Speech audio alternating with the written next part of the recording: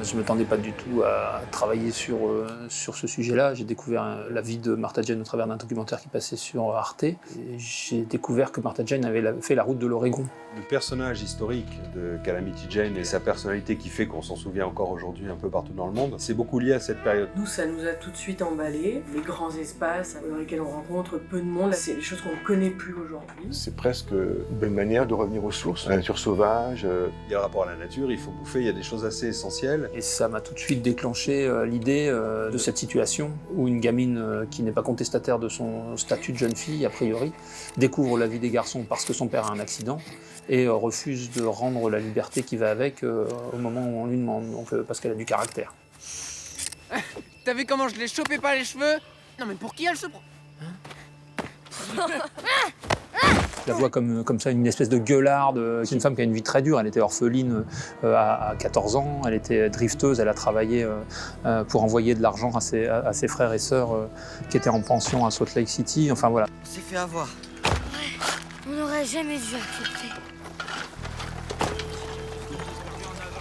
À cette époque-là, c'était des gens qui allaient avec le courant pour trouver du travail où il y en avait. Et sur les trains, dans les exploitations agricoles, dans les fermes, ils allaient comme ça un petit peu là où le vent les poussait. C'est l'époque où les pionniers vont vers l'Ouest pour créer une nouvelle société. Ils ont vraiment envie d'inventer un nouveau modèle. C'était des gens très pauvres et donc elle faisait partie de cette population-là. Elle suivait des cow-boys, elle suivait des ouvriers du train, elle suivait des soldats. Et chaque personnage est là pour servir Martha, pour montrer comment cette gamine s'est construite, en fait, est devenue tout ce qui potentiellement en fera une légende pour plus tard, quoi. Calamity Jane, elle a dit non, moi je veux pouvoir faire comme je veux, quoi.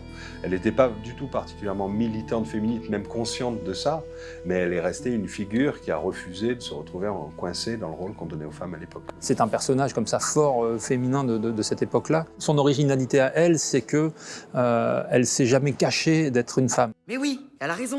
T'étais en garçon quand elle t'a vu. Habitons en vraie fille. Tu veux dire quoi, en vraie fille? Je suis une vraie fille. Oui, non, mais ce que je veux dire, c'est en robe, élégante et tout. Une fille, c'est la liberté de s'identifier en tant que fille. Et c'est ce que Martha a choisi de faire, même si à un moment, bon, voilà, elle se fait passer pour un garçon. Ça nous amusait de jouer avec ça, justement. Le côté, je prends toutes les personnalités, je peux changer, je peux être moi, je peux être différente, et ça ne pose pas de problème. Voilà, elle a apporté des déguisements dans les saloons, elle s'est toujours beaucoup déguisée. Regarde comme t'es jolie. Tu vois?